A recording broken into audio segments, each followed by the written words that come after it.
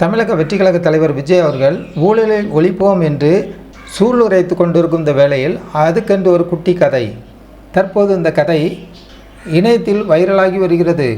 ஒரு துண்டு தேங்காயும் கோடிக்கணக்கான ஊழலும் விழிப்படையுமா தமிழகம்? தேர்தல் களம் சூடுபிடித்துள்ள நிலையில் சமூக வலைத்தளங்களில் வைரலாகி வரும் ஒரு ஆழமான பதிவு நம் ஜனநாயகத்தின் போக்கை அப்படியே படம் பிடித்து காட்டுகிறது. வெறும் ஒரு துண்டு தேங்காயை திருடிய எலிக்கு மரண தண்டனை கொடுக்க தெரிந்த நமக்கு நம் வாழ்வாதாரத்தை திருடுபவர்களை அடையாளம் காண தெரியவில்லையா?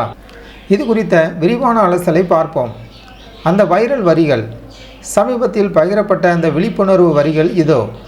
தன்னுடைய வயிற்று பசிக்கு ஒரு துண்டு தேங்காய் திருடிய எலிக்கு விஷம் வைக்க கற்றுத்தந்த நம்முடைய மூளை கோடிக்கணக்கில் திருடுபவனுக்கு ஓட்டு போடாதே என கற்றுக் கொடுக்க மறந்துவிட்டது.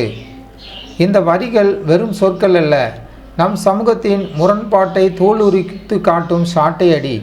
நம் வீட்டில் ஒரு சிறு பொருள் திருடு போனால் பதறிப்போகும் நம் எதிர்காலத்தை, நம் பிள்ளைகளின் கல்வி வேலை வாய்ப்பையும் திருடும் பெரிய மனிதர்களை ஏன் கண்டுகொள்வதில்லை? ஏன் இந்த அலட்சியம்?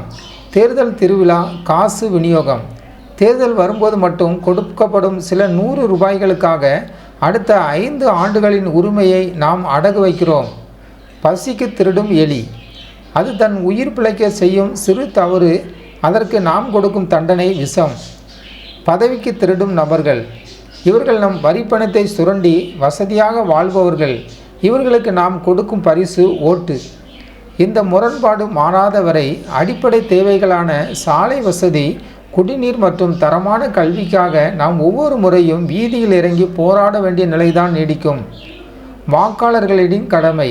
நண்பர்களே, மூளை என்பது யோசிப்பதற்கு தான். ஒரு எலிக்கு விஷம் வைக்க தெரிந்த நம்ம அறிவை சரியான வேட்பாளரை தேர்ந்தெடுக்க பயன்படுத்துவோம்.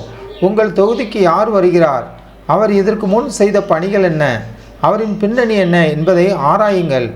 வாக்கு என்பது விற்பனைக்கு உரியதல்ல, அது உங்கள் அதிகாரம். கோடிக்கணக்கான ஊழல்களை நம் கண்முன்னே நடக்கும்போது அதற்கு துணை போகும் விதமாக நம் விரலில் மை வைக்கப்படக்கூடாது. இந்த தேர்தல் வெறும் ஆட்சி மாற்றத்திற்காக மட்டும் இருக்கக்கூடாது, அது ஒரு மன மாற்றத்திற்கானதாக இருக்க வேண்டும். திருடுபவர்களை கொண்டாடுவதை நிறுத்தி நேர்மையானவர்களை அங்கீகரிக்கும் பக்குவம் நமக்கு வர வேண்டும். சிந்திப்போம், செயல்படுவோம்.